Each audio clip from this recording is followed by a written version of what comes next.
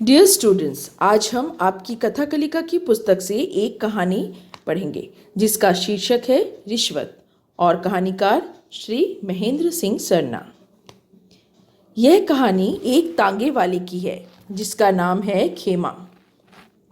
एक दिन सुबह वह तांगा लेकर घर से निकला ही था कि ईंटों से भरे एक ट्रक ने उसे टक्कर मार दी। उसे कोई चोट तो नहीं लगी, पर तांगे का एक बम टूट गया। वह दुकान पर जाकर नया बम लगवाया, लेकिन इन सब के कारण उसे बहुत देर हो गई और वह बहुत परेशान हो गया। उसके बाद वह वहाँ से उद्यमी राम की दुकान पर पहुँचा। वहाँ पर चाय पीने लगा। तब उसकी झुंझलाहट कुछ कम हुई। वहाँ बैठे बैठे चारों तरफ देखने लगा। बहुत देर हो गई। कुछ देर बाद उसके तांगे के पास दो मोटी स्त्रियां पहुंची और कहा, भाई तांगा खाली है? खेमा ने पूछा, कितनी सवारियां हैं? वे बोली, 4। अब खेमा को मजाक सूझा। उसने कहा, बाकी दोनों भी इतनी ही मोटी हैं या पतले भी? पहले ही मेरा तांगा टूट चुका है। खेमा की बात सुनकर चाय की दुकान के सभी ग्राहक हंस पड़े। उन स्त्रियों को बहुत गुस्सा आया। अपना अपमान सहकर वे वहां से चली गईं। चाय वाले उद्यमीराम ने खेमा को बहुत समझाया कि तूने यह अच्छा नहीं किया। वे स्त्रियां लाला उल्फत राम की पत्नी और सास है।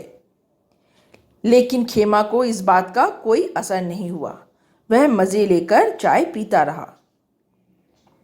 जब सांझ हुई तो वह अपने घर लौटा।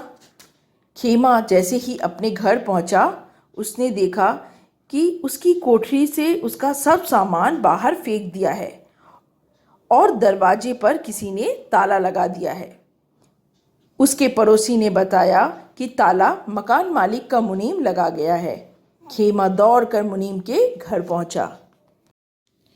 उसे देखकर मुनीम ने कहा, खेमा, मुझे मालूम है कि किराया तू सदा पेशगी देता है, पर यहाँ गुंडों के लिए कोई जगह नहीं है। खेमा हैरान रह गया और वहाँ से लौट आया। पूरी रात खेमा और उसकी घोड़ी दोनों ही ठंड से सिकुड़ते रहे। खेमा सोचता रहा कि वह गुंडा कैसे है। उसके लिए बड़ी ही आश्चर्य वाली बात थी कि कल तक वह अच्छा आदमी था और आज अचानक गुंडा बन गया है। पूरी रात सोचता रहा कि उसने ऐसा क्या किया है, उसे किस गुंडेपन की सजा मिली है। रात में ठंड बढ़ती रही। खेमा और उसकी घोड़ी के ठंड के कारण जागते रहे। दोनों को भूख भी सताने लगी। तभी अचानक खेमा को याद आया कि मकान मालिक लाला उल्फत राम का मित्र है। सुबह हुई। खेमा जल्दी जल्दी अपना तांगा लेकर लाला उल्फत राम के मकान पर पहुंचा और दरवाजे पर हल्की सी दस्तक दी। एक मोटी सी 14 वर्षीय लड़की ने दरवाजा खोला और बताया कि लाला जी घर पर नहीं है, बम्बई गए हुए हैं। खेमा ने कहा, मुझे बीबी जी से मिलना है। जब लड़की ने पूछा क्या काम है, तब खेमा ने बताया कि वह तांगा बीबी जी का है, वह पूरी दिल्ली की सैर कर सकती हैं, कुछ पैसे नहीं लगेंगे। लड़की यह सुनकर खुशी से अंदर गई और उतनी ही क्रोध से बाहर वापस आई और कहने लगी, ले जा अपना तांगा, सत्यानाशी आया है अब नखरे करने। खेमा अपने हाथ जोड़कर उनसे विनती करने लगा, अपनी गलती स्वीकार कर माफ़ी मांगने लगा। वह बहुत समझाता रहा, गिड़गिड़ाता रहा, लेकिन लड़की घर का दरवाज़ा बंद करने लगी। अब खेमा के होश उड़ गए। उसने पगड़ी उतारकर लड़की के पैरों पर रख दी। यह सब देख सुनकर लाला के परिवार वालों को खेमा पर दया आई। वे विचार करने लगे और सबकी सहमति से यह तय हुआ कि आज दिल्ली की मुफ्त सैर अवश्य की जाए। अब खेमा खुशी से उछल पड़ा। उसने घोड़ी की पीठ थपथपाई और चलने के लिए तैयार होने लगा। अचानक उसे महसूस हुआ कि तांगे का पिछला भाग धंस गया है। चौंक कर उसने पीछे देखा तो पाया कि लाला की पत्नी और उसकी सास तांगे पर बैठ चुकी हैं। उसके बाद सामने की सीट पर लाला जी की बहू और लड़की बैठ गई। तांगा तो पुराना था, चरमराने लगा, लेकिन फिर भी उनकी सैर शुरू हुई।